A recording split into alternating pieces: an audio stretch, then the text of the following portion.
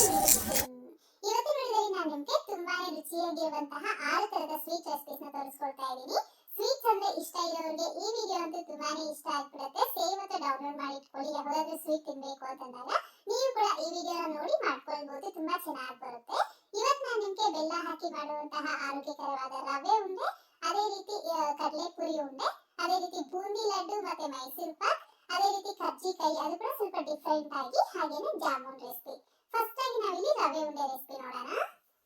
ಮೊದಲನೇದಾಗಿ ಈ ರೀತಿ ನೋಡಿ, ಯಾವುದಾದ್ರೂ ಒಂದು ಕಪ್ಪಳತೆಯಲ್ಲಿ 1 ಕಪ್ ತುಂಬಾ ಹಸಿ ಕೊಬ್ಬರಿನ ಸಣ್ಣಕ್ಕೆ ಕಟ್ ಮಾಡಿಬಿಟ್ಟು ಒಂದು ಮಿಕ್ಸರ್ ಜಾರಿಗೆ ಹಾಕೊಂಡು ಇದನ್ನ ಒಂಚೂರು ಗ್ರೈಂಡ್ ಮಾಡ್ಕೊಳ್ಳಿ. ಈ ರೀತಿ ನಾವು ಹಸಿ ಕೊಬ್ಬರಿ ಹಾಕಿ ಈ ರವೆ ಉಂಡೆ ಮಾಡಿದ್ರೆ ತುಂಬಾ ರುಚಿಯಾಗಿರುತ್ತೆ. ಸೊ ಈ ಹಸಿ ಕೊಬ್ಬರಿ ಬದಲಾಗಿ ನೀವು 1 ಕೊಬ್ಬರಿನೂ ಸಹ ಉಪಯೋಗಿಸ್ಕೊಳ್ಬಹುದು. 1 ಕೊಬ್ಬರಿ ಹಾಕಿದ್ರೆ ನಮಗೆ 1 ವಾರ ತನಕ ಸ್ಟೋರ್ ಇರುತ್ತೆ. ಸೊ ಈಗ ಇದನ್ನ ಒಂದು ಪಕ್ಕಕ್ಕೆ ಇಟ್ಕೊಳ್ಳಿ.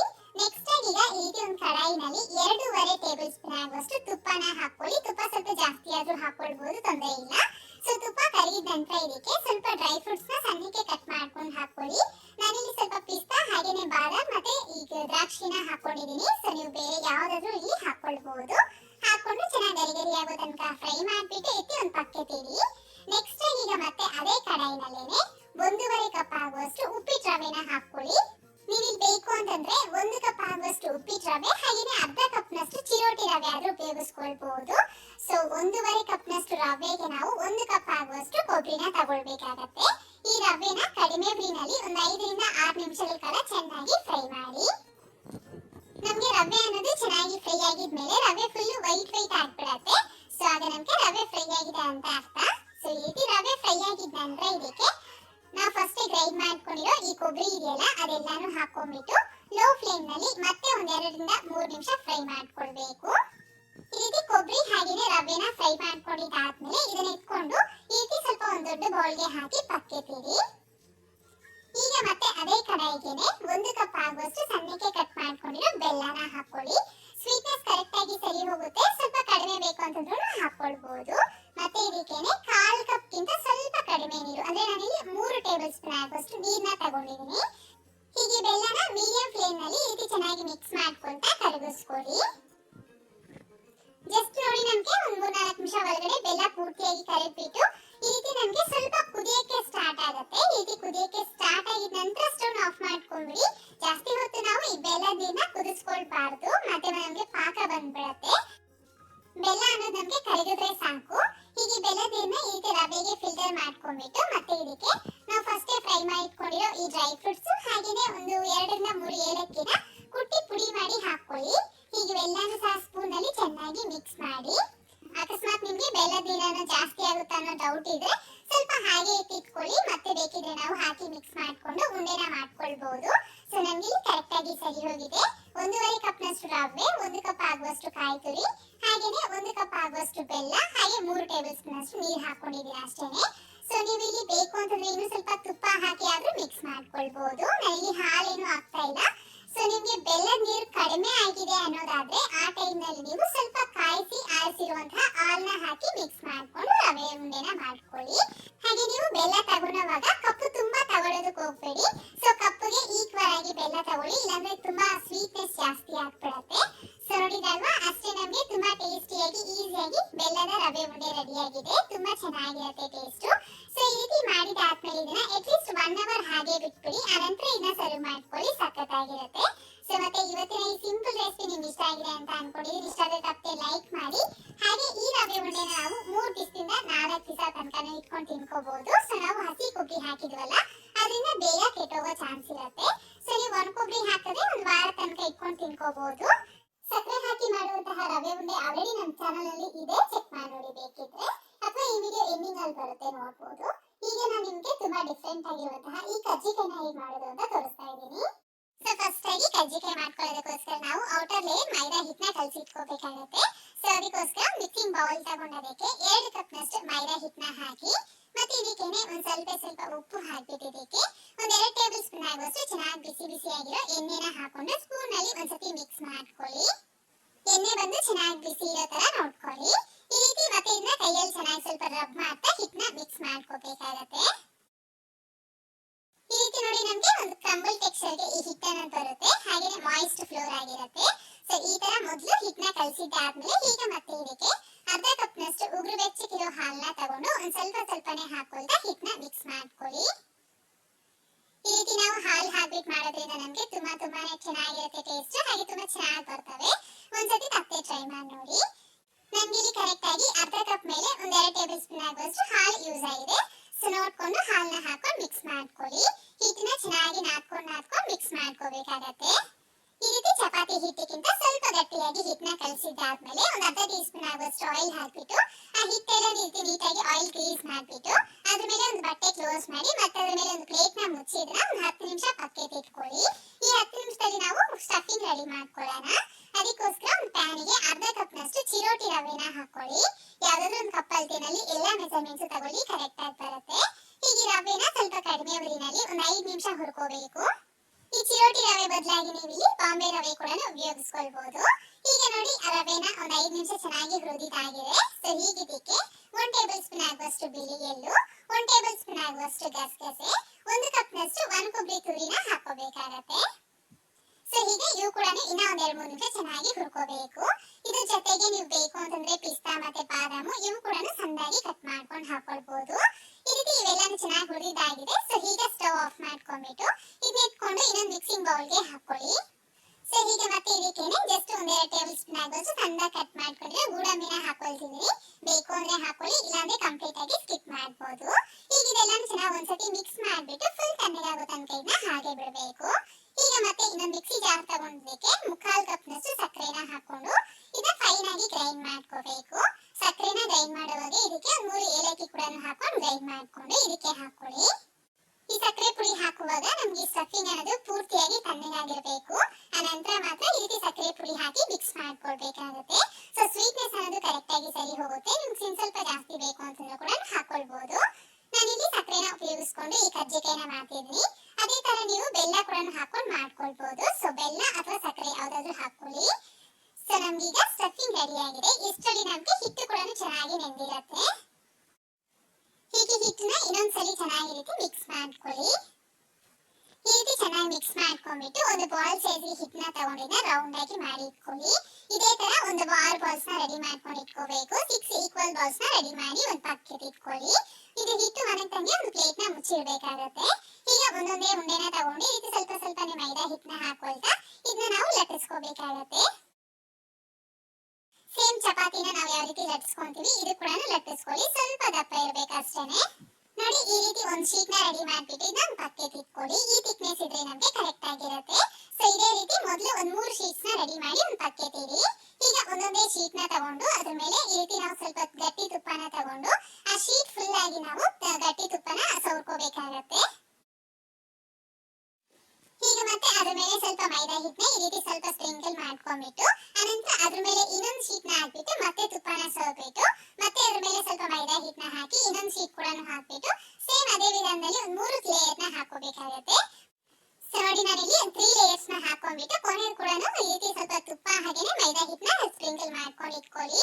ಈಗ ಒಂದ್ ಕಡೆಯಿಂದ ಟೈಟ್ ಫೋಲ್ಡ್ ಮಾಡ್ಕೊಳ್ತಾ ಬರಬೇಕು. ಈ ರೀತಿ ಮಾಡೋದ್ರಿಂದ ನಮಗೆ ಕಜ್ಜಿಕಾಯಿ ಅನ್ನೋದು ಚೆನ್ನಾಗಿ ಪದ್ರವಾಗಿ ಚೆನ್ನಾಗಿ ಬರುತ್ತೆ. ಟೇಸ್ಟ್ ಕೂಡ ಚೆನ್ನಾಗಿರುತ್ತೆ.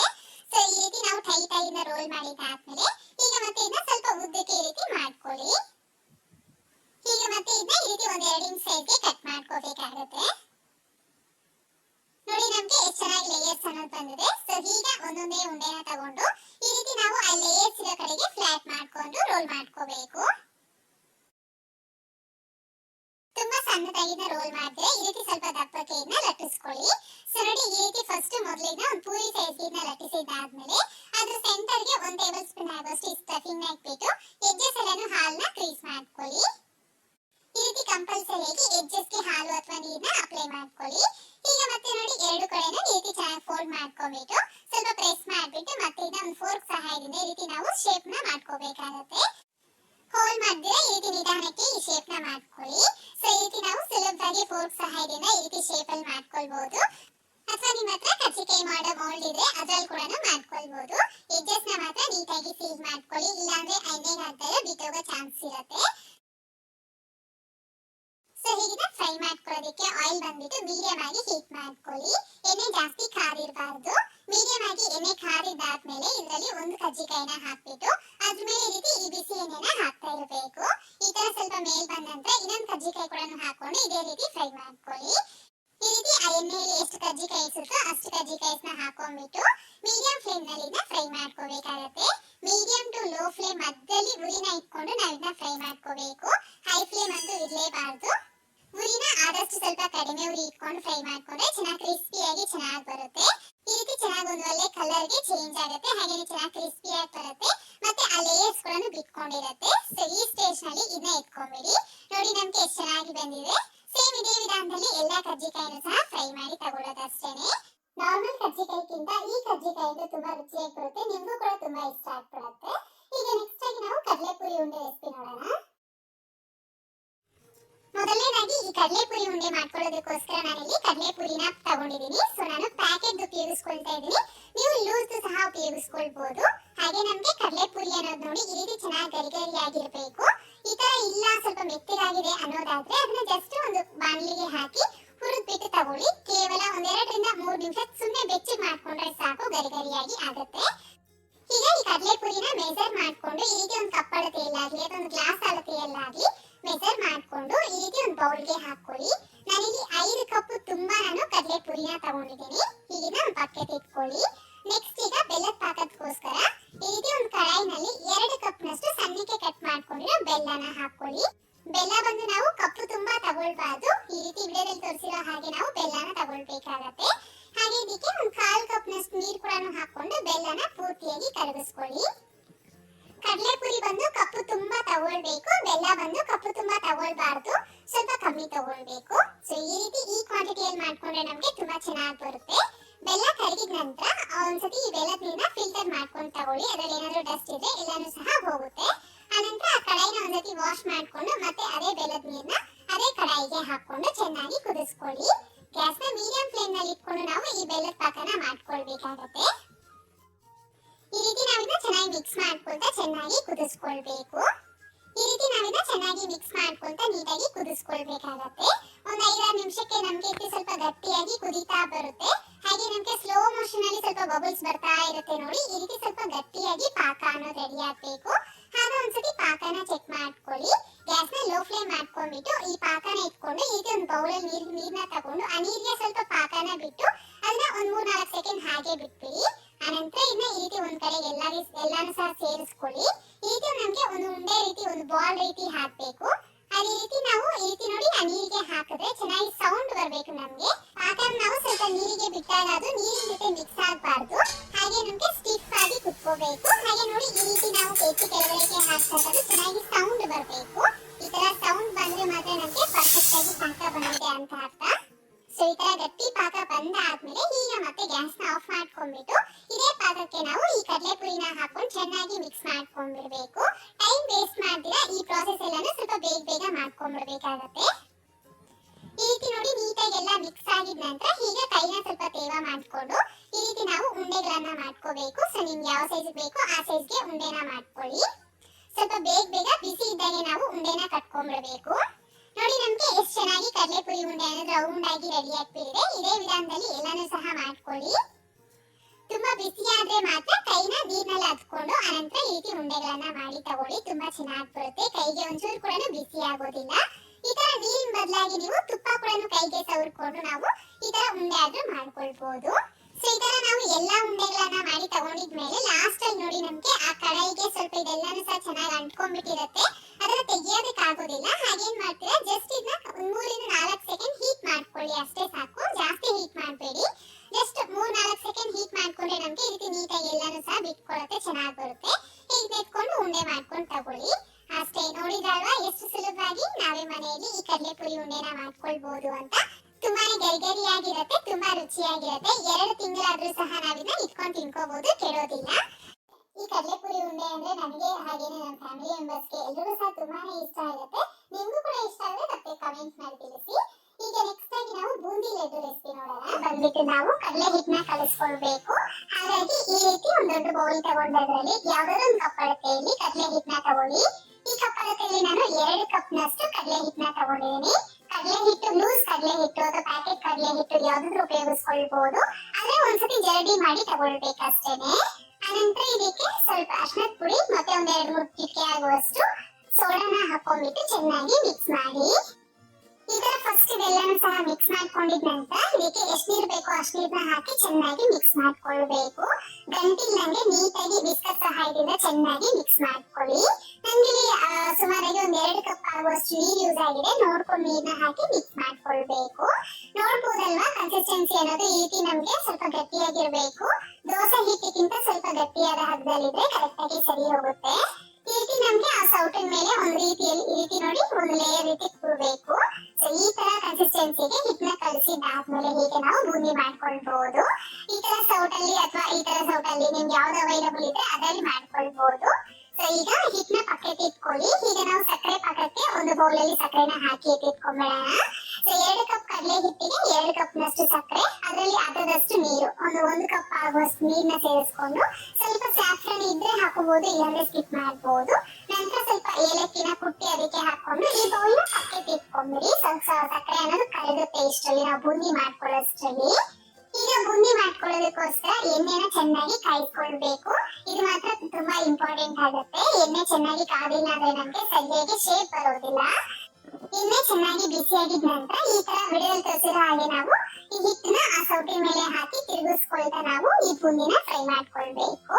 ಈ ತರ ಹಾಕಿದ್ದಾದ್ಮೇಲೆ ಜಸ್ಟ್ ಒಂದ್ 10 ರಿಂದ 15 ಸೆಕೆಂಡ್ ಫ್ರೈ ಮಾಡ್ಕೊಂಡ್ರೆ ಸಾಕಾಗುತ್ತೆ ನಮ್ಗೆ. ಇಲ್ಲಾಂದ್ರೆ ತುಂಬಾ ಕ್ರಿಸ್ಪ್ ಬಂದ್ಬಿಡತ್ತೆ, ಸರಿಯಾಗಿ ಬರೋದಿಲ್ಲ. ಸೊ ಸ್ವಲ್ಪ ಅರ್ಧ ನೊರೆ ಕಡಿಮೆ ಆಗಿದ ತಕ್ಷಣ ಅದನ್ನ ಎತ್ಕೊಂಡ್ಬಿಡ್ಬೇಕು. ಈ ತರ ನೋಡ್ಬೋದು ಚೆನ್ನಾಗಿ ಗುಂಡ್ಗುಂಡಾಗಿ ಬಂದಿದೆ. ಸೊ ಈಗ ಪ್ರೆಸ್ ಮಾಡಿ ನೋಡಿದಾಗ ಅದು ನಮ್ಗೆ ಜಸ್ಟ್ ಮೇಲ್ಗಡೆ ಕ್ರಿಸ್ಪ್ ಇರ್ಬೇಕು ಅಷ್ಟೇನೆ. ಈ ತರ ಪ್ರೆಸ್ ಮಾಡಿದ್ರೆ ಫ್ಲಾಟ್ ಆಗ್ಬೇಕು, ಪುಡಿ ಆಗ್ಬಾರ್ದು. ಸೊ ಈ ತರ ನಾವು ಬೂಂದಿ ಕಾಳನ್ನ ಫ್ರೈ ಮಾಡಿ ತಗೊಳ್ಬೇಕು. ಇದೇ ವಿಧಾನದಲ್ಲಿ ನಾವು ನೆಕ್ಸ್ಟ್ ಎಲ್ಲಾನು ಸಹ ಫ್ರೈ ಮಾಡಿ ತಗೊಳ್ಳೋದು ಅಷ್ಟೇನೆ. ಆದ್ರೆ ನಮ್ಗೆ ಕ್ರಿಸ್ಪ್ ಬಂದ್ಬಿಟ್ರೆ ನಮ್ಗೆ ತುಂಬಾ ಗಟ್ಟಿ ಬಂದ್ಬಿಡುತ್ತೆ, ಅಷ್ಟು ಸರಿಯಾಗಿ ಬರೋದಿಲ್ಲ. ಸೊ ಈ ವಿಧಾನದಲ್ಲಿ ನೀವು ಬೂಂದಿ ಕಾಳನ್ನ ಫ್ರೈ ಮಾಡ್ಕೊಳ್ಬೇಕಾಗತ್ತೆ. ಸೊ ನೋಡ್ತಾ ಇದ್ರಲ್ವಾ 2 ಸೌಟಲ್ಲೂ ತುಂಬಾನೇ ಚೆನ್ನಾಗಿ ಬರ್ತಾ ಇದೆ. ಸೊ ನಿಮ್ಗೆ ಯಾವ್ದು ಅವೈಲಬಲ್ ಇದ್ರೆ ನೀವು ಅದರಲ್ಲಿ ಮಾಡ್ಕೊಳ್ಬಹುದು. ಸೊ ನಾನು ಇದೇ ರೀತಿ ಎಲ್ಲಾನು ಸಹ ಮಾಡಿ ತಗೊಂಡಿದ್ದೀನಿ. ಎಣ್ಣೆ ಚೆನ್ನಾಗಿ ಕಾದಿಲ್ಲ ಅಂದ್ರೆ ನಮ್ಗೆ ಈ ಬೂಂದಿ ಕಾಳು ಅನ್ನೋದು ಗುಂಡ್ಗುಂಡಾಗಿ ಬರೋದಿಲ್ಲ, ಫ್ಲಾಟ್ ಬಂದ್ಬಿಡತ್ತೆ. ನೋಡ್ಕೊಂಡು ಎಣ್ಣೆ ಚೆನ್ನಾಗಿ ಕಾಯಿಸ್ಕೊಂಡು ಅನಂತರ ಬೂಂದಿನ ಫ್ರೈ ಮಾಡ್ಕೊಂಡು ಇಟ್ಕೊಳ್ಳಿ. ಸೊ ಈಗ ನಾವ್ ಇದ್ರಲ್ಲಿ ಒಂದ್ ಅರ್ಧ ಕಪ್ ಆಗುವಷ್ಟು ಈ ಬೂಂದಿ ಕಾಳನ್ನ ಇಟ್ಕೊಂಡು ಮಿಕ್ಸರ್ ಜಾರ್ಗೆ ಹಾಕಿ ತರತರಿಯಾಗಿ ರುಬ್ಬಿ ಪಕ್ಕಕ್ಕೆ ಇಟ್ಕೊಳ್ಬೇಕು. ಈಗ ನೆಕ್ಸ್ಟ್ ಬಂದ್ಬಿಟ್ಟು ನಾವು ಸಕ್ಕರೆನ ನೆನೆಸಿಟ್ಟಿದೀವಲ್ವಾ, ಸೊ ಅದನ್ನ ಗ್ಯಾಸ್ ಮೇಲೆ ಇಟ್ಕೊಂಡು ಪೂರ್ತಿಯಾಗಿ ಕರಗಿಸ್ಕೊಂಡು ಒಂದು 8 ರಿಂದ 9 ನಿಮಿಷ ಚೆನ್ನಾಗಿ ಕುದಿಸ್ಕೊಳ್ಬೇಕಾಗತ್ತೆ. ಇದು ಚೆನ್ನಾಗಿ ಕುದಿಯೋ ಟೈಮಲ್ಲಿ ಒಂದ್ಸತಿ ಪಾಕ ಚೆಕ್ ಮಾಡ್ಕೊಳ್ಳಿ. ಸೊ ನಮ್ಗಿದು ಒಂದೇಲೆ ಪಾಕ ಬರ್ಬೇಕು. ಎಲ್ಲ ಕಡೆ ಈವನ್ ಆಗಿ ತಿರುಗಿಸ್ಕೊಳ್ತಾ ನಾವು ಚೆನ್ನಾಗಿ ಇದನ್ನ ಕುದಿಸ್ಕೊಂಡು ಪಾಕನ ಚೆಕ್ ಮಾಡ್ಕೊಳ್ಬೇಕು. ಈ ತರ ನಮ್ಗೆ ಒಂದೇಲೆ ಪಾಕ ಅನ್ನೋದು ಬರ್ಬೇಕು. ಇದಕ್ಕಿಂತ ಕಡಿಮೆ ಬಂದ್ಬಿಟ್ರೆ ನಮ್ಗೆ ಶೇಪ್ ಹಾಳಾಗತ್ತೆ, ಹಾಗೆ ತುಂಬಾ ಸಾಫ್ಟ್ ಬಂದ್ಬಿಡುತ್ತೆ, ಸರಿಯಾಗಿ ಬರೋದಿಲ್ಲ. ಸೊ ಈಗ ಪಾಕ ಬಂದ ತಕ್ಷಣ ಗ್ಯಾಸ್ ನ ಫುಲ್ ಲೋ ಫ್ಲೇಮ್ ಮಾಡ್ಕೊಂಡ್ಬಿಟ್ಟಿದ್ದಕ್ಕೆ ಫಸ್ಟ್ ನಾವು ಬೂಂದಿನ ಫ್ರೈ ಮಾಡ್ಕೊಂಡಿದ್ವಲ್ಲ ಅದು, ಹಾಗೇನೆ ಗ್ರೈಂಡ್ ಮಾಡ್ಕೊಂಡಿದ್ವಲ್ಲ ಬೂಂದಿನ, ಸೊ ಅದು ಅವೆರಡನ್ನೂ ಸಹ ಸೇರಿಸ್ಕೊಂಡ್ಬಿಟ್ಟು ಚೆನ್ನಾಗಿ ಒಂದ್ 2 ನಿಮಿಷ ಕುದಿಸ್ಕೊಳ್ಳಿ. ಗ್ಯಾಸ್ ನ ಲೋ ಫ್ಲೇಮ್ ನಲ್ಲಿ ಇಟ್ಕೊಂಡು ಈ ರೀತಿ ಚೆನ್ನಾಗಿ ಮಿಕ್ಸ್ ಮಾಡ್ಕೊಳ್ಬೇಕು. ಒಂದ್ 2 ನಿಮಿಷ ಆದ್ಮೇಲೆ ಗ್ಯಾಸ್ ಆಫ್ ಮಾಡ್ಕೊಂಡ್ಬಿಟ್ಟು ಈ ರೀತಿ ನೀಟಾಗಿ ಎಲ್ಲ ಮಾಡ್ಬಿಟ್ಟು ಅದ್ರ ಮೇಲೆ ಒಂದು ಪ್ಲೇಟ್ ನ ಮುಚ್ಚಿ ನಾವಿದನ್ನ ಒಂದ್ ಅರ್ಧ ಗಂಟೆ ಅಥವಾ 1 ಅವರ್ ಸೊ ಪಾಕ ಎಲ್ಲ ನೀಟಾಗಿ ಬೂಂದಿ ಅನ್ನೋದು ಅಬ್ಸರ್ವ್ ಮಾಡ್ಕೊಳ್ಬೇಕು. ಅಲ್ಲಿವರೆಗೂ ಇದನ್ನ ನಾವು ಹಾಗೆ ಬಿಡ್ಬೇಕಾಗತ್ತೆ. ಒಂದು 1 ಅವರ್ ಆದ್ಮೇಲೆ ನಾನು ನಿಮ್ಗೆ ತೋರಿಸ್ತಾ ಇರೋದು. ಸೊ 1 ಅವರ್ ಆದ್ಮೇಲೆ ನಾನು ಇದಕ್ಕೆ ಸ್ವಲ್ಪ ಸಣ್ಣದಾಗಿ ಕಟ್ ಮಾಡ್ಕೊಂಡಿರೋ ಗೋಡಂಬಿನ ಒಂದೇ 1 ಟೀ ಸ್ಪೂನ್ ಆಗುವಷ್ಟು ತುಪ್ಪದಲ್ಲಿ ಹುರಿದು ನಾನು ಇದಕ್ಕೆ ಹಾಕೊಳ್ತಾ ಇದ್ದೀನಿ. ನೀವು ಬೇಕು ಅಂತಂದ್ರೆ ವಾಟರ್ ಮೆಲನ್ ಸೀಡ್ಸ್ ಆದ್ರೂ ಡೈರೆಕ್ಟ್ ಆಗಿ ಡ್ರೈ ರೋಸ್ಟ್ ಮಾಡಿ ಆದ್ರೂ ಹಾಕೊಳ್ಬಹುದು. ಇಷ್ಟ ಇದ್ರೆ ಹಾಕೊಳ್ಳಿ, ಇಲ್ಲಾಂದ್ರೆ ಸ್ಕಿಪ್ ಮಾಡ್ಬೋದು. ಒಣದ್ರಾಕ್ಷಿ ಆದ್ರೂ ಬೇಕಿದ್ರೆ ಹಾಕ್ಬಹುದು. ಸೊ ಈಗ ಇದನ್ನ ನಿಮ್ಗೆ ಯಾವ ಸೈಜ್ ಬೇಕೋ ಆ ಸೈಜ್ಗೆ ಈ ರೀತಿ ಉಂಡೆನ ಮಾಡ್ಕೊಂಡ್ರೆ ನಮ್ಗೆ ಲಡ್ಡು ಅನ್ನೋದು ರೆಡಿ ಆಗುತ್ತೆ. ನೀವು ಇದನ್ನ ಹಾಗೆ ಬಿಟ್ಟು ನೆಕ್ಸ್ಟ್ ಡೇ ಮಾರ್ನಿಂಗ್ ಆದ್ರೂ ನೀವು ಇದನ್ನ ಲಡ್ಡು ಶೇಪ್ಗೆ ಮಾಡ್ಕೊಳ್ಬಹುದು, ಅಥವಾ ಈಗೇನೆ ಲಡ್ಡೂಸ್ನ ಮಾಡಿ ಒಂದು ಹೋಲ್ ನೈಟ್ ಇದನ್ನ ಹಾಗೆ ಆದ್ರೂ ಬಿಟ್ಬೋದು. ಸೊ ನಿಮ್ಗೆ ಯಾವ್ದು ಈಸಿ ಇದೆ ನೀವು ಅದನ್ನ ಮಾಡ್ಕೊಳ್ಬಹುದು. ನಾನು ಇದನ್ನ ಈಗೇನೆ ಲಡ್ಡೂಸ್ನ ಮಾಡಿ ಎತ್ತಿಡ್ತಾ ಇದ್ದೀನಿ. ಈ ತರ ಒಂದು ಅಗಲವಾಗಿರೋ ಒಂದು ಬೌಲ್ ಅಲ್ಲಿ ಅಥವಾ ಒಂದು ಪಾತ್ರೆಯಲ್ಲಿ ಹಾಕ್ಬಿಟ್ಟು ಒಂದು ಹೋಲ್ ನೈಟ್ ಇದನ್ನ ಹಾಗೆ ಬಿಟ್ಬಿಡಿ. ಸೊ ನಮ್ಗಿದು ಚೆನ್ನಾಗಿ ಆರ್ಬೇಕು, ಆಗ ನೆಕ್ಸ್ಟ್ ಡೇಗೆ ನಮ್ಗಿದು ಚೆನ್ನಾಗಿರುತ್ತೆ ಲಡ್ಡು ಅನ್ನೋದು. ಸೊ ನೋಡ್ಬೋದಲ್ವಾ, ನೆಕ್ಸ್ಟ್ ಡೇ ನಾನು ನಿಮ್ಗೆ ತೋರಿಸ್ತಾ ಇದ್ದೀನಿ. ಒಂದು ಒಳ್ಳೆ ಪರ್ಫೆಕ್ಟ್ ಆಗಿ ನಮ್ಗೆ ಬೂಂದಿ ಲಡ್ಡು ರೆಡಿ ಆಗಿದೆ. ಲಡ್ಡು ಅಂತೂ ನಮಗೆ ತುಂಬಾನೇ ಸಾಫ್ಟ್ ಆಗಿ ಜ್ಯೂಸಿಯಾಗಿ ಬಂದಿದೆ. ತುಂಬಾ ತೆಳುವಾಗಿಲ್ಲ, ಹಾಗೇನೆ ತುಂಬಾ ಗಟ್ಟಿಯಾಗಿ ಕೂಡ ಆಗಿಲ್ಲ, ಪರ್ಫೆಕ್ಟ್ ಆಗಿ ಬಂದಿದೆ. ನಾನ್ ತಗೊಂಡಿರೋ ಕ್ವಾಂಟಿಟಿಗೆ ನನ್ಗೆ ಇಲ್ಲಿ ಒಂದು 25 ಲಡ್ಡು ರೆಡಿ ಆಗುತ್ತೆ. ನೋಡ್ಕೊಂಡು ಕ್ವಾಂಟಿಟಿನ ಜಾಸ್ತಿ ಅಥವಾ ಕಡಿಮೆ ಮಾಡ್ಕೊಳ್ಳಿ. ನೋಡ್ತಾ ಇದ್ರೆ ತಿನ್ಬೇಕು ಅಂತ ಅನ್ಸುತ್ತೆ ಅಲ್ವಾ ಈ ಲಡ್ಡು. ನೀವು ಕೂಡ ಟ್ರೈ ಮಾಡಿ. ಆಲ್ರೆಡಿ ಸುಮಾರು ಜನ ಟ್ರೈ ಮಾಡಿದ್ರು ಈ ಲಡ್ಡು ರೆಸಿಪಿನ, ಎಲ್ರಿಗೂ ಸಹ ತುಂಬಾ ತುಂಬಾ ಚೆನ್ನಾಗಿ ಬಂದಿದೆ ಅಂತ ಕಮೆಂಟ್ ಮಾಡಿದ್ರು. ಆಲ್ರೆಡಿ ನಮ್ಮ ಚಾನಲ್ ಅಲ್ಲಿ ಸಪರೇಟ್ ಆಗಿ ವಿಡಿಯೋ ಇದೆ ಇದು. ಈಗ ನಾವು ಜಾಮೂನ್ ನೋಡ್ಕೊಳ್ಳೋಣ. ಲೇಟ್ ಮಾಡೋದು ಬೇಡ, ಈ ಗುಲಾಬ್ ಜಾಮೂನ್ ಹೇಗ್ ಮಾಡ್ಕೊಳ್ಳೋದು ಅಂತ ನೋಡೋಣ. ನಾನೇ ಇವತ್ತು MTR ಬ್ರ್ಯಾಂಡ್ ಅವ್ರದ್ದು ಗುಲಾಬ್ ಜಾಮೂನ್ ಪುಡಿನ ತಗೊಂಡಿದ್ದೀನಿ. ನೀವು ಬೇಕಾದ್ರೆ ಯಾವ ಬ್ರ್ಯಾಂಡ್ ಆದ್ರೂ ತಗೊಳ್ಬಹುದು, ಯಾವ್ದಾದ್ರು ಸರಿ ಚೆನ್ನಾಗಿ ಬರುತ್ತೆ. ನಾನಿಲ್ಲಿ 180 ಗ್ರಾಮ್ಸ್ ಪ್ಯಾಕೆಟ್ಸ್ ಎರಡನ್ನ ತಗೊಂಡಿದ್ದೀನಿ. ಸೊ ನೋಡ್ಬೋದು, 2 ಪ್ಯಾಕೆಟ್ ನ ತಗೊಂಡಿದ್ದೀನಿ. ಇದನ್ನ ಕಟ್ ಮಾಡ್ಬಿಟ್ಟು ಈ ಪುಡಿನ ನಾನು ಮೆಜರ್ ಮಾಡಿ ತಗೊಳ್ತಾ ಇದ್ದೀನಿ. ಈ ಪೌಡರ್ನ ಈ ರೀತಿ ಒಂದು ಕಪ್ ತಗೊಂಡು ಅದರಲ್ಲಿ 80 ಸ್ಪೂನ್ ಸಹಾಯದಿಂದ ಹಿಟ್ಟನ್ನ ತುಂಬಿಸ್ಕೋಬೇಕಾಗತ್ತೆ. ನಾನು ನಿಮ್ಗೆ ತೋರಿಸೋದಕ್ಕೆ ಈ ರೀತಿ ಹಾಕ್ತಾ ಇದ್ದೀನಿ. ನಾನಿಲ್ಲಿ ಪ್ರೆಸ್ ಮಾಡ್ತಾ ಇಲ್ಲ, ನೋಡ್ಬೋದು. ಈ ತರ ನಾವು ಕಪ್ ತುಂಬಾ ಹಿಟ್ಟನ್ನ ತಗೊಳ್ಬೇಕು. ಈ ತರ ಕಪ್ ತುಂಬಾ ತಗೊಂಡು ಒಂದು ಬೌಲ್ಗೆ ಹಾಕೊಳ್ಳಿ. ನಾನು ಇವತ್ತು 2.5 ಕಪ್ ಆಗುವಷ್ಟು ಈ ಹಿಟ್ಟನ್ನ ತಗೊಂಡಿದ್ದೀನಿ. 2 ಪ್ಯಾಕೆಟ್ ತಗೊಂಡಿರೋದು 180 ಗ್ರಾಮ್ಸ್. ಆನಂತರ ಇದರಲ್ಲಿ 1 ಟೇಬಲ್ ಸ್ಪೂನ್ ಆಗುವಷ್ಟು ಮೈದಾ ಹಿಟ್ಟನ್ನ ಹಾಕೊಳ್ಳಿ. ಸ್ವಲ್ಪ ಮೈದಾ ಹಿಟ್ಟು ಹಾಕೋದ್ರಿಂದ ತುಂಬಾನೇ ಚೆನ್ನಾಗಿ ಬರುತ್ತೆ. ಮೇಲೂ ಸಹ ಕಟ್ ಆಗ್ತಾ ಸೂಪರ್ ಆಗಿ ಬರುತ್ತೆ. ಈಗ ಈ ಹಿಟ್ಟನ್ನ ಪಕ್ಕಕ್ಕೆ ಇಟ್ಕೊಂಡ್ಬಿಡಿ. ಈಗ ನಾವು ಸಕ್ಕರೆ ಪಾಕ ರೆಡಿ ಮಾಡ್ಕೊಳ್ಬೇಕು. ಅದಕ್ಕೋಸ್ಕರ ಒಂದು ಪಾತ್ರೆಯಲ್ಲಿ ಎಷ್ಟು ನೀವು ಹಿಟ್ಟು ತಗೊಂಡ್ರೆ ಅದಕ್ಕೆ ಡಬಲ್ ಕ್ವಾಂಟಿಟಿಗೆ ನಾವು ಸಕ್ಕರೆ ಹಾಕೊಳ್ಬೇಕು. 2.5 ಕಪ್ ನಷ್ಟು ಈ ಹಿಟ್ಟಿಗೆ 5 ಕಪ್ ನಷ್ಟು ನಾವು ಸಕ್ಕರೆ ಹಾಕೊಳ್ಬೇಕಾಗತ್ತೆ. ಎಷ್ಟು ಸಕ್ಕರೆ ತಗೊಂಡ್ರೆ ಅಷ್ಟೇ ಕ್ವಾಂಟಿಟಿಗೆ ನಾವು ನೀರು ಸಹ ಸೇರಿಸ್ಕೊಳ್ಬೇಕು. 5 ಕಪ್ ಸಕ್ಕರೆಗೆ 5 ಕಪ್ ನಷ್ಟು ನೀರನ್ನ ಸೇರಿಸ್ಕೊಂಡು ಗ್ಯಾಸ್ ಮೇಲೆ ಇಟ್ಕೊಂಡು ನಾವು ಇದನ್ನ ಸಕ್ಕರೆನ ಕರಗಿಸ್ಕೊಳ್ಬೇಕು. ಈ ಜಾಮೂನ್ಗೆ ನಿಮ್ಗೆ ಸ್ವೀಟ್ ಅನ್ನೋದು ಕಡಿಮೆ ಬೇಕು ಅನ್ನೋದಾದ್ರೆ ಸ್ವಲ್ಪ ಸಕ್ಕರೆನ ಕಡಿಮೆ ಸೇರಿಸ್ಕೊಳ್ಳಿ. ಸಕ್ಕರೆ ಕಡಿಮೆ ಸೇರಿಸ್ಕೊಂಡ್ರೆ ನೀರು ಕೂಡ ಕಡಿಮೆ ಹಾಕೊಳ್ಬೇಕು. ಕುದಿಯಕ್ಕೆ ಶುರು ಆದರೆ ಇದಕ್ಕೆ ಸ್ವಲ್ಪ ಸ್ಯಾಫ್ರನ್ ಕೂಡ ಹಾಕೊಳ್ತಾ ಇದೀನಿ. ಇದ್ರೆ ಹಾಕಬಹುದು, ಇಲ್ಲಾಂದ್ರೆ ಹಾಕದಿಲ್ಲ ಆದ್ರೂ ಮಾಡ್ಕೊಳ್ಬಹುದು. ಆನಂತರ ಚೆನ್ನಾಗಿ ಕುದಿಯೋ ಟೈಮಲ್ಲಿ ಒಂದ್ಸತಿ ಚೆಕ್ ಮಾಡ್ಕೊಳ್ಳಿ. ಜಸ್ಟ್ ನಮ್ಗೆ ಅದು ಮುಟ್ಟಿದಾಗ ಎಣ್ಣೆ ರೀತಿ ಇರ್ಬೇಕಷ್ಟೇನೆ. ಜಾಸ್ತಿ ನಮ್ಗೆ ಯಾವುದೇ ತರ ಪಾಕ ಬರಬಾರ್ದು. ಜಸ್ಟ್ ಮುಟ್ಟಿದಾಗ ಎಣ್ಣೆ ರೀತಿ ಇರ್ಬೇಕಷ್ಟೇನೆ. ಸೊ ಆ ತರ ಪಾಕ ಬಂದ ತಕ್ಷಣ ಗ್ಯಾಸ್ ನ ಆಫ್ ಮಾಡ್ಕೊಂಡು ಪ್ಲೇಟ್ ನ ಮುಚ್ಚಿ ಪಕ್ಕಕ್ಕೆ ಇಟ್ಕೊಂಡ್ಬಿಡಿ. ಈ ಜಾಮೂನ್ ಹಾಕುವಾಗ ಪಾಕ ಬಿಸಿ ಇರ್ಬೇಕು ಅಥವಾ ತಣ್ಣಗಿರ್ಬೇಕು ಅಂತ ನೆಕ್ಸ್ಟ್ ಹೇಳ್ತೀನಿ. ಈಗ ಈ ಹಿಟ್ಟಿನಲ್ಲಿ ನಾವು ಸ್ವಲ್ಪ ಸ್ವಲ್ಪನೇ ಹಾಲನ್ನ ಸೇರಿಸ್ಕೊಂಡು ಮಿಕ್ಸ್ ಮಾಡ್ಕೊಳ್ಬೇಕಾಗತ್ತೆ. ಹಾಲು ಬಂದ್ಬಿಟ್ಟು ಕಾಯಿಸಿ ಆರಿಸಿರೋ ಹಾಲನ್ನ ತಗೊಳ್ಬೇಕಾಗತ್ತೆ. ಇಲ್ಲಾಂದ್ರೆ ನೀವು ಬರೀ ನೀರ್ನಲ್ಲಾದ್ರೂ ಮಿಕ್ಸ್ ಮಾಡಿ ಆದ್ರೂ ತಗೊಳ್ಬಹುದು. ಯಾವ್ದಾದ್ರು ಸರಿ ಚೆನ್ನಾಗೇ ಇರುತ್ತೆ. ಹಾಲಾದ್ರೆ ಇನ್ನೂ ಸ್ವಲ್ಪ ರುಚಿಯಾಗಿ ಬರುತ್ತೆ ಅಷ್ಟೇನೆ.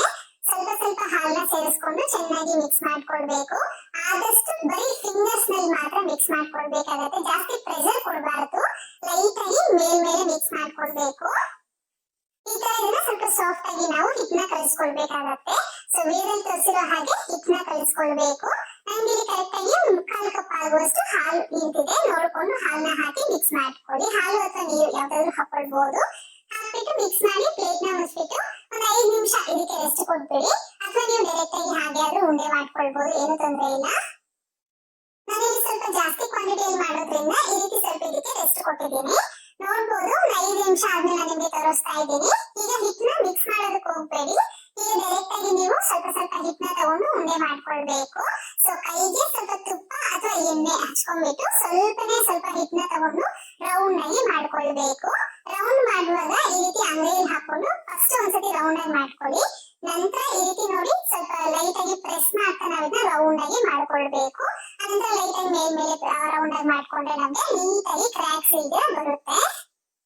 ಇದೇ ರೀತಿ ನಾವು ಎಲ್ಲ ಉಂಡೆಗಳನ್ನ ಮಾಡ್ಕೊಳ್ಬೇಕಾಗತ್ತೆ.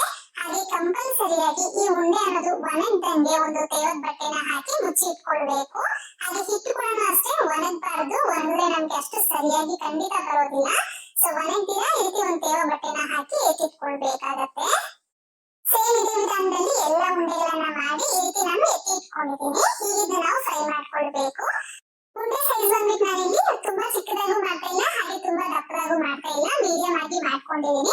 ನಿಮ್ಗೆ ಯಾವ ಸೈಜ್ ಬೇಕೋ ಆ ಸೈಜ್ಗೆ ನೀವು ಮಾಡ್ಕೊಳ್ಬಹುದು, ಏನು ತೊಂದರೆ ಇಲ್ಲ. ಇದೇ ತರ ಮಾಡ್ಬೇಕು ಅಂತ ಏನು ಇಲ್ಲ. ಸ್ವಲ್ಪ ದಪ್ಪದಾಗಿ ಮಾಡ್ಕೊಂಡ್ರೆ ನೀವು ಡ್ರೈ ಜಾಮೂನ್ ತರ ಆದ್ರೂ ಮಾಡ್ಕೊಳ್ಬಹುದು.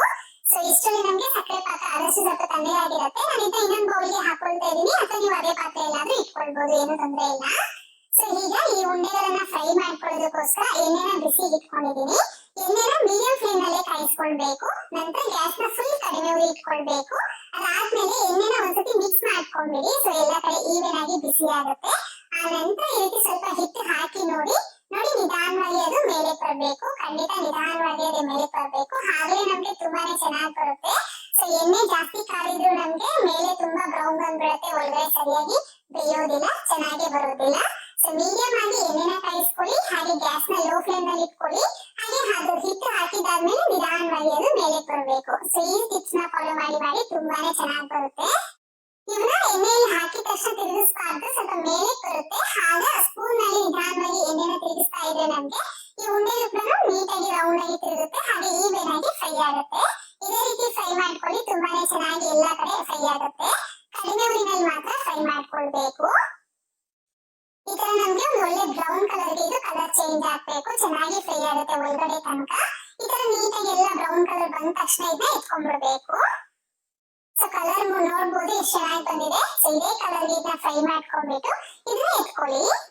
ಇವನ್ನ ನಾವು ಸಕ್ಕರೆ ಪಾಕದಲ್ಲಿ ಹಾಕೊಳ್ಬೇಕು. ಸೊ ಸಕ್ಕರೆ ಪಾಕ ಅನ್ನೋದು ಫುಲ್ ಆಗಿ ತಣ್ಣಗಾಗಿದ್ರೆ ಸೊ ಬಿಸಿ ಬಿಸಿಯಾಗಿ ಫ್ರೈ ಮಾಡ್ಕೊಂಡಿರೋ ಈ ಉಂಡೆಗಳನ್ನ ಈ ಸಕ್ಕರೆ ಪಾಕದಲ್ಲಿ ಹಾಕೊಂಡ್ಬಿಡಿ. ಅಥವಾ ಈ ಸಕ್ಕರೆ ಪಾಕ ಅನ್ನೋದು ಸ್ವಲ್ಪ ಬಿಸಿ ಇತ್ತು ಅನ್ನೋದಾದ್ರೆ ಈ ನಾವು ಫ್ರೈ ಮಾಡ್ಕೊಂಡಿದ್ವಲ್ವಾ ಅದನ್ನ ಜಸ್ಟ್ ಒಂದೇ ಒಂದು ನಿಮಿಷ ಸ್ವಲ್ಪ ತಣ್ಣಗಾಗ್ಲಿಕ್ಕೆ ಬಿಡಿ. ಆನಂತರ ಈ ಬಿಸಿ ಪಾಕಕ್ಕೆ ಹಾಕೊಳ್ಬೇಕು.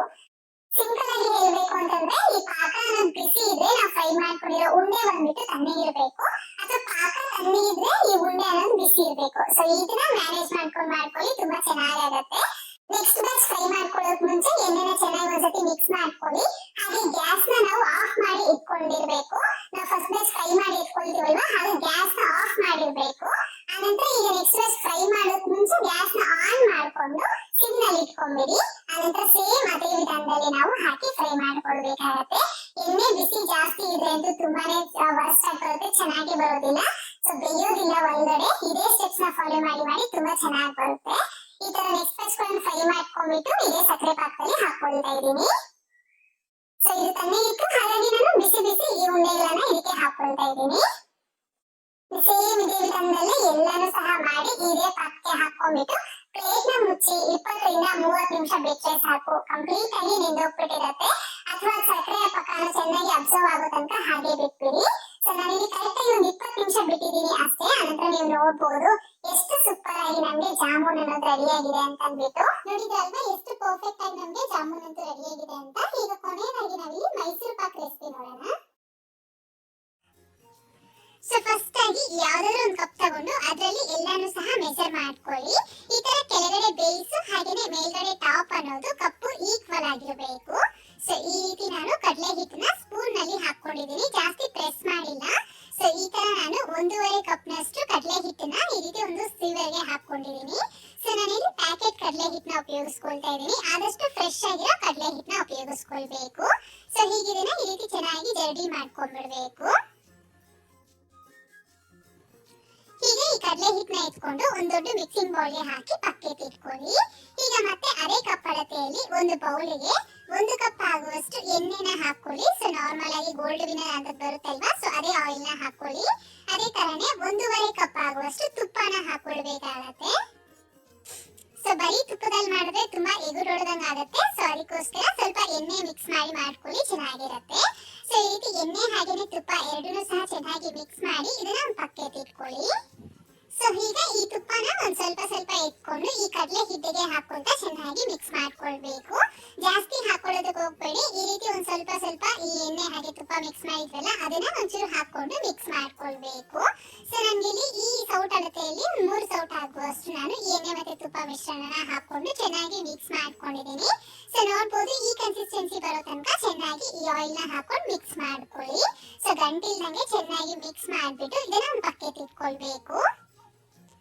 ಈಗ ಮತ್ತೆ ನಾವು ಸಕ್ಕರೆ ಪಾಕ ಮಾಡ್ಕೊಳ್ಳೋಣ. ಅದಕ್ಕೋಸ್ಕರ ಈ ರೀತಿ ಸ್ಟವ್ ಮೇಲೆ ಒಂದು ಕಡಾಯಿನ ಇಟ್ಕೊಂಡೋದಕ್ಕೆ 2 ಕಪ್ ಆಗುವಷ್ಟು ಸಕ್ಕರೆ ಹಾಕಿ ಅದೇ ತರನೇ ಒಂದು ಅರ್ಧ ಕಪ್ ಆಗುವಷ್ಟು ನೀರು ಕೂಡ ಸೇರಿಸ್ಕೊಂಡು ಸಕ್ಕರೆನ ಪೂರ್ತಿಯಾಗಿ ಕರಗಿಸ್ಕೊಳ್ಳಿ. ಸಕ್ಕರೆ ಪಾಕನ ರೆಡಿ ಮಾಡೋದಕ್ಕೆ ಮುಂಚೆನೆ ನಾವು ಆಯಿಲ್ ನ ಬಿಸಿಗೆ ಇಟ್ಕೊಳ್ಬೇಕು. ಸೊ ನೋಡ್ಬೋದು ಆಯಿಲ್ ಅನ್ನೋದು ಚೆನ್ನಾಗಿ ಬಿಸಿ ಆಗ್ತಾ ಇದೆ. ಆಯಿಲ್ ಒಂದ್ಸತಿ ಬಿಸಿಯಾಗಿದ್ದಾದ್ಮೇಲೆ ಗ್ಯಾಸ್ ನ ಲೋ ಫ್ಲೇಮ್ ಮಾಡ್ಕೊಂಡ್ಬಿಟ್ಟು ಎಣ್ಣೆನ ಕಾಯಕ್ಕೆ ಇಟ್ಕೋಬೇಕು. ಸೊ ಮತ್ತೆ ನಾವು ಇದನ್ನ ಯೂಸ್ ಮಾಡೋ ತನಕ ಗ್ಯಾಸ್ ಮೇಲೆ ಇಟ್ಕೊಂಡು ಇದನ್ನ ಕಾಯಿಸ್ಕೊಳ್ತಾ ಇರಬೇಕು. ಗ್ಯಾಸ್ ನ ಲೋ ಫ್ಲೇಮ್ ನಲ್ಲಿ ಇಟ್ಕೊಳ್ಳಿ. ಸೊ ನೋಡ್ಬೋದು ಇನ್ನೊಂದ್ ಕಡೆ ಸಕ್ಕರೆ ಕೂಡ ಚೆನ್ನಾಗಿ ಕರಿದ್ಬಿಟ್ಟು ನಮ್ಗೆ ಪಾಕ ಬರೋ ಸ್ಟೇಜ್ ಗೆ ಬಂದಿದೆ. ಸಕ್ಕರೆ ಕರಿದಾದ್ಮೇಲೆ 4 ನಿಮಿಷ ಕುದಿಸ್ಕೊಂಡ್ರೆ ಸಾಕು, ಪಾಕ ಬಂದ್ಬಿಡತ್ತೆ. ಸೊ ನೋಡ್ಬೋದು ಈ ರೀತಿ ನೋಡಿ ನಮ್ಗೆ ಒಂದೇಲೆ ಪಾಕ ಬಂದಿರಬೇಕು. ಸೊ ಈ ತರ ಪಾಕ ಬಂದಾದ್ಮೇಲೆ ಈ ಗ್ಯಾಸ್ ನ ಲೋ ಫ್ಲೇಮ್ ಮಾಡ್ಕೊಂಡ್ಬಿಟ್ಟಿದ್ದಕ್ಕೆ ಫಸ್ಟ್ ನಾವು ಕಡಲೆ ಹಿಟ್ಟಿಗೆ ಸ್ವಲ್ಪ ಎಣ್ಣೆ ಮತ್ತೆ ತುಪ್ಪ ಹಾಕಿ ಮಿಕ್ಸ್ ಮಾಡ್ಕೊಂಡಿದ್ವಲ್ಲ ಅದನ್ನ ಹಾಕೊಂಡ್ಬಿಟ್ಟು ಚೆನ್ನಾಗಿ ಮಿಕ್ಸ್ ಮಾಡ್ಕೊಳ್ಳಿ. ಈ ರೀತಿ ವಿಸ್ಕರ್ ಅಲ್ಲೇ ಮಿಕ್ಸ್ ಮಾಡ್ಕೊಂಡ್ರೆ ನೀಟಾಗಿ ಎಲ್ಲಾನು ಸಹ ಮಿಕ್ಸ್ ಆಗ್ಬಿಡುತ್ತೆ. ಸೊ ನೋಡ್ಕೊಂಡು ಚೆನ್ನಾಗಿ ಗಂಟಿಲ್ದಂಗೆ ಮಿಕ್ಸ್ ಮಾಡ್ಕೊಳ್ಬೇಕು. ಈ ರೀತಿ ಚೆನ್ನಾಗಿ ಮಿಕ್ಸ್ ಮಾಡ್ಕೊಂಡಿದ್ದಾದ್ಮೇಲೆ ಇದನ್ನ ಚೆನ್ನಾಗಿ ಕುದಿಯಕ್ಕೆ ಬಿಡಬೇಕು. ಆಗಾಗ ಮಿಕ್ಸ್ ಮಾಡ್ಕೊಳ್ತಾ ಇರಿ. ಈ ರೀತಿ ನಮ್ಗೆ ನೋಡಿ ಚೆನ್ನಾಗಿ ಕುದಿಯಕ್ಕೆ ಸ್ಟಾರ್ಟ್ ಆಗ್ಬೇಕು. ಈ ತರ ಚೆನ್ನಾಗಿ ಕುದಿಯಕ್ಕೆ ಸ್ಟಾರ್ಟ್ ಆಗಿದ ನಂತರ ಹೀಗೆ ಇದಕ್ಕೆ ನಾವು ಎಣ್ಣೆ ಮತ್ತೆ ತುಪ್ಪ ಮಿಕ್ಸ್ ಮಾಡಿ ಬಿಸಿಗೆ ಇಟ್ಕೊಂಡಿದ್ವಲ್ಲ ಅದನ್ನ ಒಂದೊಂದು ಸೌಟ್ ಆಗುವಷ್ಟು ಇದನ್ನ ಹಾಕೊಂಡ್ಬಿಟ್ಟು ಚೆನ್ನಾಗಿ ಮಿಕ್ಸ್ ಮಾಡ್ಕೊಳ್ತಾ ಇರಬೇಕು. ಈ ರೀತಿ ನೋಡಿ ಚೆನ್ನಾಗಿ ಮಿಕ್ಸ್ ಮಾಡ್ಕೊಳ್ತಾ ಇದ್ದಂಗೆ ಆ ಕಡಲೆ ಹಿಟ್ಟು ಅನ್ನೋದು ಎಣ್ಣೆ ಮತ್ತೆ ತುಪ್ಪನ ಚೆನ್ನಾಗಿ ಕುಡಿದ್ಬಿಡುತ್ತೆ. ಈಗ ಮತ್ತೆ ಇನ್ನೊಂದು ಸೌಟ್ ಆಗುವಷ್ಟು ಈ ಬಿಸಿ ಎಣ್ಣೆ ಮತ್ತೆ ತುಪ್ಪನ ಹಾಕೊಂಡ್ಬಿಟ್ಟು ಚೆನ್ನಾಗಿ ಮಿಕ್ಸ್ ಮಾಡ್ಕೊಳ್ಬೇಕು. ಸೊ ಕಂಪ್ಲೀಟ್ ಆಗಿ ಇದೇ ರೀತಿ ನಾವು ಚೆನ್ನಾಗಿ ಮಿಕ್ಸ್ ಮಾಡ್ಕೊಳ್ತಾ ಮತ್ತೆ ಎಣ್ಣೆನ ಹಾಕೊಂಡು ಮಿಕ್ಸ್ ಮಾಡ್ಕೊಳ್ತಾ ನಾವು ಆ ಎಣ್ಣೆ ಮತ್ತೆ ತುಪ್ಪ ಅನ್ನೋದು ಖಾಲಿ ಆಗೋ ತನಕ ನಾವು ಹಾಕಿ ಮಿಕ್ಸ್ ಮಾಡ್ಕೊಳ್ಬೇಕು. ಸೊ ಲಾಸ್ಟ್ ಸ್ಟೇಜಿಗೆ ಸ್ವಲ್ಪ ಇರುತ್ತೆ ಅಲ್ವಾ, ಸೊ ಇನ್ನ ಆಗೋಗಿದೆ ಎಣ್ಣೆ ಮತ್ತೆ ತುಪ್ಪ ಅನ್ನೋ ಹಾಗೆ ಸ್ವಲ್ಪ ಲಾಸ್ಟ್ ಸ್ಟೇಜಿಗೆ ಹಾಕಿದಾದ್ಮೇಲೆ ಜಾಸ್ತಿ ಮಿಕ್ಸ್ ಮಾಡೋದಕ್ಕೆ ಹೋಗ್ಬೇಡಿ. ಜಸ್ಟ್ ಈ ರೀತಿ ಮೇಲ್ಮೇಲೆ ಸ್ವಲ್ಪ ಮಿಕ್ಸ್ ಮಾಡ್ಕೊಂಡ್ಬಿಟ್ಟು ಇಮಿಡಿಯೇಟ್ ಆಗಿ ಗ್ಯಾಸ್ ನ ಆಫ್ ಮಾಡ್ಕೊಂಡ್ಬಿಟ್ಟು ಇದನ್ನ ಇಟ್ಕೊಂಡು ಈ ರೀತಿ ನಾವು ಫಸ್ಟ್ ಏನೇ ಈ ಬಟರ್ ಪೇಪರ್ ನ ಹಾಕಿ ರೆಡಿ ಮಾಡಿಟ್ಕೊಂಡಿರೋ ಒಂದು ಟ್ರೈಗೆ ಹಾಕೊಳ್ಬೇಕು. ಸ್ವಲ್ಪ ಡೀಪ್ ಆಗಿರೋ ಒಂದು ಬೌಲ್ಗೆ ಈ ರೀತಿ ಒಂದು ಬಟರ್ ಪೇಪರ್ ನ ಹಾಕಿ ಇಟ್ಕೊಳ್ಳಿ, ಅಥವಾ ಹಾಗೆ ಡೈರೆಕ್ಟ್ ಆಗಿ ತುಪ್ಪ ಸವರಿ ಆದ್ರೂ ಹಾಕೊಳ್ಬಹುದು, ಏನು ತೊಂದರೆ ಇಲ್ಲ. ಈ ರೀತಿ ಟ್ರೇಗೆ ಹಾಕಿದಾದ್ಮೇಲೆ ಜಾಸ್ತಿ ಅದನ್ನ ಪ್ರೆಸ್ ಮಾಡೋದಕ್ಕೆ ಹೋಗ್ಬೇಡಿ. ಸೊ ಜಾಸ್ತಿ ಪ್ರೆಸ್ ಮಾಡಿದ್ರೆ ನಮ್ಗೆ ತುಂಬಾ ಗಟ್ಟಿ ಬಂದ್ಬಿಡುತ್ತೆ. ಸಾಫ್ಟ್ ಆಗಿರ್ಬೇಕು ಅಂತಂದ್ರೆ ಜಾಸ್ತಿ ಪ್ರೆಸ್ ಮಾಡಬಾರ್ದು. ಸೊ ಈ ರೀತಿ ನೋಡಿ ನಮ್ಗೆ ಸ್ವಲ್ಪ ತುಪ್ಪ ಕೂಡ ಬಿಡ್ತಾ ಬರುತ್ತೆ. ಹಾಗೇನೆ ಒಂದು 10 ನಿಮಿಷ ಆದ್ಮೇಲೆ ಈ ರೀತಿ ಮಾರ್ಕ್ ಮಾಡ್ಕೊಳ್ಳಿ. ಒಂದು 10 ನಿಮಿಷ ಬಿಟ್ಟು ಈ ರೀತಿ ಮಾರ್ಕ್ ಮಾಡ್ಕೊಂಡು ಪೂರ್ತಿಯಾಗಿ ತಣ್ಣಗಾಗೋ ತನಕ ನಾವು ಇದನ್ನ ಹಾಗೆ ಬಿಟ್ಬಿಡ್ಬೇಕು. ಅಟ್ಲೀಸ್ಟ್ 1.5 ಅವರ್ 2 ಅವರ್ಸ್ ಆದ್ರೂ ಟೈಮ್ ತಗೊಳತ್ತೆ. ಸೊ ಒಂದು 2 ಅವರ್ಸ್ ಆದ್ಮೇಲೆ ನಾನು ನಿಮ್ಗೆ ತೋರಿಸ್ತಿದ್ದೀನಿ. ಸೊ ನೋಡ್ಬೋದು ಎಷ್ಟು ಚೆನ್ನಾಗಿ ಬಂದಿದೆ ಅಂತ. ಈಗ ಇದನ್ನ ಪೀಸಸ್ ಆಗಿ ಕಟ್ ಮಾಡ್ಕೊಂಡು ಸರ್ವ್ ಮಾಡ್ಕೊಳ್ಳಿ. ಅಷ್ಟೇ, ನಮ್ಗೆ ಒಳ್ಳೆ ಸೂಪರ್ ಆಗಿ ಟೇಸ್ಟಿಯಾಗಿ ಮೈಸೂರು ಪಾಕ್ ಅನ್ನೋದು ರೆಡಿ ಆಗಿದೆ. ಸೊ ನಮ್ಗೆ ಶೇಪ್ ವೈಸ್ ಸ್ವಲ್ಪ ಹಂಗಿಂಗ್ ಆಗಿರುತ್ತೆ, ಬಟ್ ಟೇಸ್ಟ್ ವೈಸ್ ಮಾತ್ರ ಸೂಪರ್ ಆಗಿರುತ್ತೆ ಟೇಸ್ಟ್. ಅಷ್ಟೇ, ನಮ್ಗೆ ಎಲ್ಲಾ ತರದ ಸ್ವೀಟ್ಸ್ ರೆಡಿ ಆಗಿದಾವೆ. ಇವತ್ತಿನ ವಿಡಿಯೋ ಇಷ್ಟ ಆದ್ರೆ ತಪ್ಪದೆ ಲೈಕ್ ಮಾಡಿ, ನಿಮ್ಮ ಫ್ರೆಂಡ್ಸ್ ಗೆ ಫ್ಯಾಮಿಲಿ ಮೆಂಬರ್ಸ್ ಗೆ ಶೇರ್ ಮಾಡಿ. ಮತ್ತಷ್ಟು ರೆಸಿಪೀಸ್ಗಾಗಿ ನೀನು ಕುಕಿಂಗ್ ಚಾನೆಲ್ ಗೆ ಸಬ್ಸ್ಕ್ರೈಬ್ ಆಗಿ ಹಾಗೆ ಪಕ್ಕದಲ್ಲೇ ಬರುವಂತಹ ಬೆಲ್ ಬಟನ್ ಒತ್ತಿ. Thank you. ಕೀಪ್ ವಾಚಿಂಗ್ ನೀನು ಕುಕಿಂಗ್.